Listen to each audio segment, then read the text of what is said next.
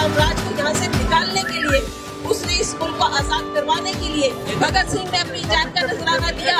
और इस चौक पे उसे फांसी की सजा दी गई। तो हमारा ये फर्ज बनता है कि इस चौक को भगत सिंह के नाम से मंसूब कर दिया